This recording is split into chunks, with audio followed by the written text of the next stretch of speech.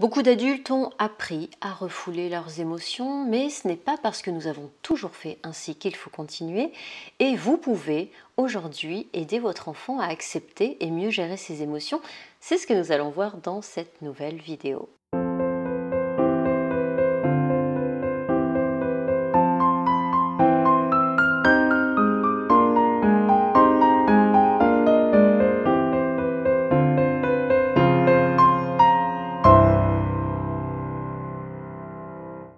Nous pouvons l'avoir vécu ou en avoir été témoins, nous avons tous en tête des images de jeunes enfants piquant une colère terrible dans un centre commercial. C'est la hantise de nombreux parents qui craignent le regard et le jugement des spectateurs de la scène. Pourtant, dans l'histoire, celui qui souffre le plus, c'est généralement l'enfant. Submergé par une émotion, il n'a pas d'autre moyen que cette crise pour exprimer son mal-être. Alors, aussi perturbantes soient-elles, les émotions négatives sont utiles. Elles sont le reflet de notre état intérieur et elles se déclenchent quand l'un de nos besoins fondamentaux n'est pas satisfait. Cela concerne les besoins physiologiques comme manger ou dormir, le besoin de sécurité, les besoins affectifs, le besoin d'estime et de reconnaissance ou le besoin d'accomplissement de soi. L'émotion n'est que la conséquence d'une situation douloureuse et chercher à la réprimer peut être dangereux car on s'attaque aux symptômes et non pas à la cause réelle du problème. L'émotion pourra ainsi ressurgir plus tard et de manière plus intense. D'ailleurs, sur le long terme, refouler ces émotions peut conduire à de l'anxiété, des symptômes physiques, voire même mener à une dépression. Alors, plutôt que de nier une émotion, le mieux est de la laisser s'exprimer. L'inconvénient chez les enfants, c'est que l'expression des émotions peut être violente. Ils pleurent, ils hurlent, ils tapent. Chez les plus petits, il n'existe pas de caprice. Leur cerveau est tout simplement trop immature pour les aider à gérer calmement et sereinement toutes les émotions qui les assaillent. Souvent, ils n'ont tout simplement pas les mots pour exprimer ce qu'ils ressentent, ils sont submergés et les crises de colère, de pleurs ou de panique sont les seuls moyens par lesquels ils peuvent décharger leurs angoisses. Heureusement, en tant que parent, vous pouvez les aider à gérer leurs émotions. Mon premier conseil est de garder votre calme. C'est plus facile à dire qu'à faire, j'en conviens, puisque les émotions sont contagieuses. Et c'est justement pour cette raison que si vous vous mettez en colère à votre tour, vous risquez d'aggraver la situation. En restant posé, vous permettez à votre enfant de pouvoir s'apaiser et se calmer plus rapidement. Arrête de pleurer, t'es plus un bébé. Mais non, ça fait pas peur. Toutes ces petites phrases viennent nier les émotions de vos enfants, vous leur refusez le droit d'exprimer ce qu'ils éprouvent. Au contraire, savoir qu'ils peuvent laisser libre cours à leurs ressentis les aidera à se construire en tant que personne à part entière, avec leurs propres perceptions, certes différentes des vôtres, mais tout aussi valables. S'il est important de laisser vos enfants exprimer leurs émotions, vous pouvez en revanche refuser les comportements excessifs.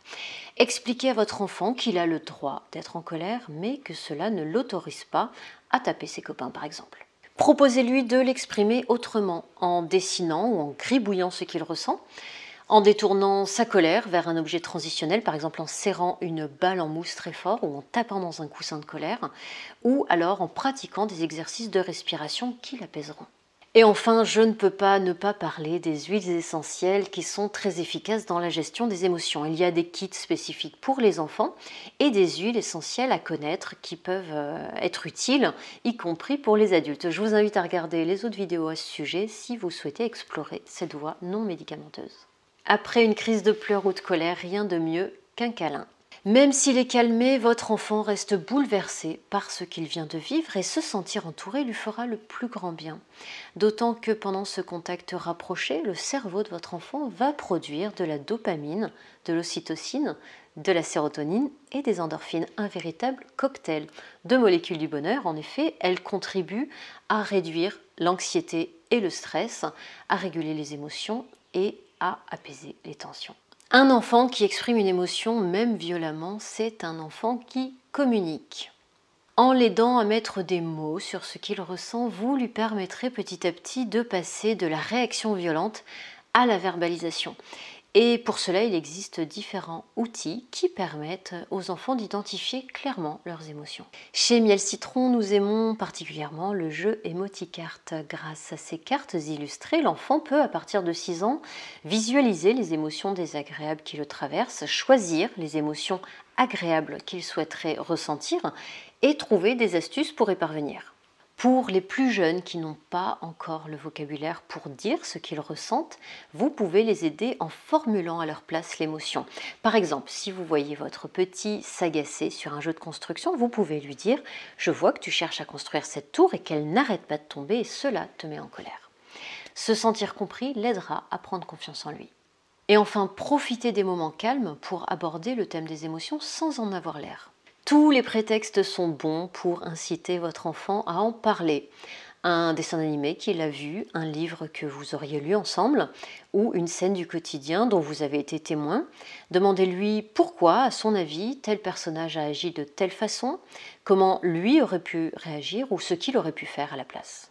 Il existe de nombreux livres adaptés à tout âge qui seront d'excellents supports pour cette découverte des émotions. Et j'imagine que vous connaissez le film Vice Versa de Disney Pixar qui montre l'importance de toutes ces émotions, même celles considérées comme désagréables. Alors, en lui ouvrant des perspectives au moment où il n'est pas confronté à des émotions désagréables, vous l'aidez à se construire une boîte à outils qu'il pourra utiliser aux périodes critiques. Et bientôt, grâce à vous, vos enfants seront en mesure d'accueillir et d'exprimer leurs émotions sans se laisser submerger. J'espère que ces conseils vous sont utiles. Je vous dis à la semaine prochaine pour la suite. Ciao, ciao.